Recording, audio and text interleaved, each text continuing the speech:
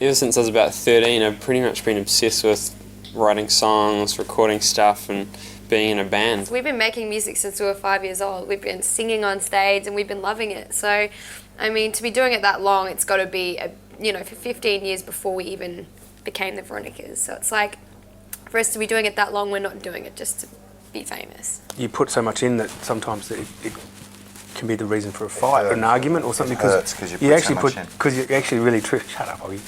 It's the most enjoyable thing you can ever do, doing what you love and you create and then presenting it towards an audience is magic. Our job is to go out and make people think that every night's Saturday night, and that's the best job in the world.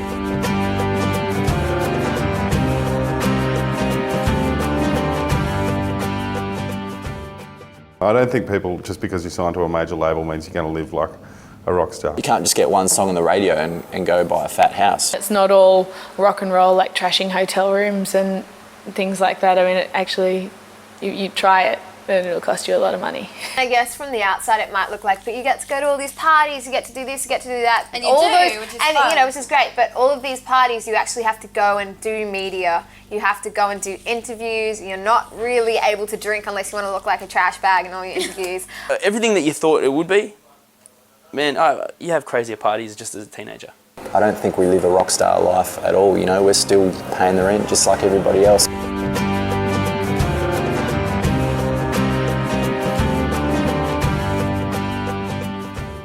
There's so much to do when you're getting your debut out there, I guess, or any album. It is quite a lengthy process, I suppose, writing and recording and all the pre and post and all the stuff you've got to do. It was almost a process of probably like a year to actually get the record together, and once it's out. Getting from the start to the end it can be quite an ordeal, and then people might say, I hate that song, it's crap. And you go, shit, that piece of crap took a long time to make. Being a musician is 100% 24/7 full-time job. It's not regular income necessarily. It's not a 9-to-5 wage where you're guaranteed at the end of the week you're going to have this much money in your pocket. But at the same time, it is something that takes up a lot of time if you want to do it properly. And it's worth every minute that you spend dedicated to it. I feel that we're sort of doing music so much, like 24 hours a day. Like, even if I talked for the next 14 hours, I wouldn't be able to explain everything that we do and everything that goes into our band and our day and our lives and everything.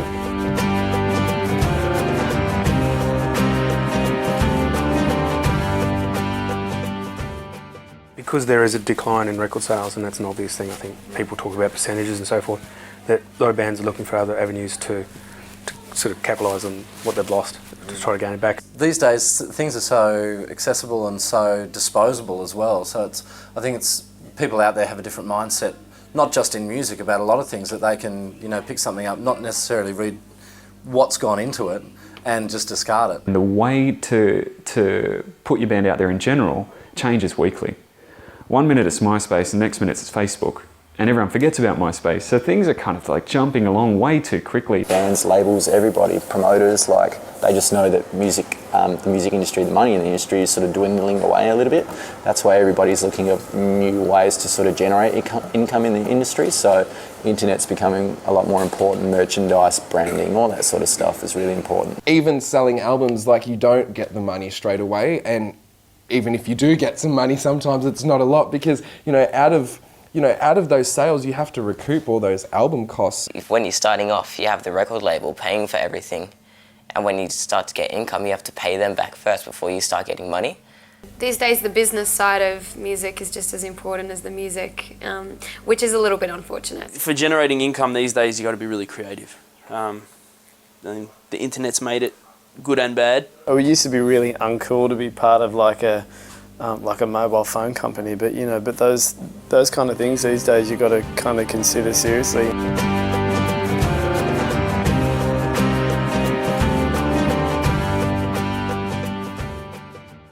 For younger bands, it's a really good avenue of promoting yourself. We sort of got out there because we put our music on MySpace and Faster Louder and all these different music websites. Just technology is amazing how it can spread the word. It is another avenue to get your music out there, especially around the world. Yeah, I mean, anyone from anywhere can log on and learn about you. You don't necessarily have to be on an Australian TV show, you know what I mean? It's like anyone around the world, so it is a great thing. The problem with downloading, obviously, is that it's ruining our industry in a way. Because, I mean, you know, artists just aren't making money, record companies aren't making money from it. I do think that artists deserve the money for the songs that they write and that they perform, but at the same time, it's such a hard issue because your music is getting out there and getting played to people, and essentially what do you want? Do you do it for money, or do you do it for music and getting your music out to as many people as possible? And there's definitely a lot of controversy over that issue.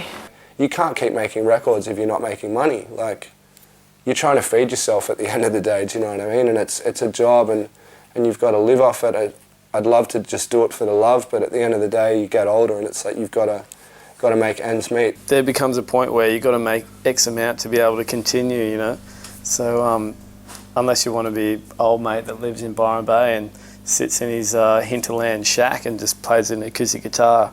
The internet has been a godsend and a nightmare for the music industry. There's kids out there who've never bought a CD and never known anything but downloading.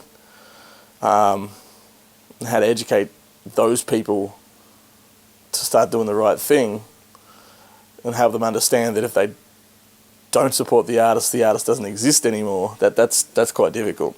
I'm not going to deny it. I have downloaded music in the past, and it's only when you actually start being in a band, you actually realise how sort of damaging that can be. I'm not going to lie and say that record sales don't mean anything. They do still hold a lot of weight within the industry. If you're selling big amounts of records, you're charting. If you're charting, radio will play you. If radio's playing you, you're selling more records. It's a big circle, right? It's a big cycle, you know. If people, if they're not necessarily getting it through sort of your regular means, like a record store, or, you know, that affects the charts. It affects, you know, the confidence that a record company might have in us.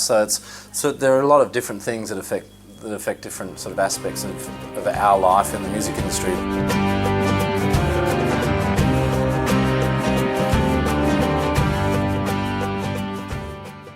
I'm not too sure where it's going to be in 10 years, but hopefully it'll grow. The whole industry is just changed, and it's really hard, I think, probably for most artists to kind of find where they sit and find a comfortable position at the moment. It's hard to say, really, what the music industry is going to be like in 10 years. The next 10 years is going to be very interesting. I mean, I think we're in the middle of a music revolution just because of technology. The new media is going to be the biggest challenge with everyone, like trying to figure out how to sell records or how to get people to hear stuff. Well, you know, with labels still trying to keep their heads above water. The rate that technology is developing at with iPods and everything like that, and the internet, it's just kind of hard to tell where it's going to go.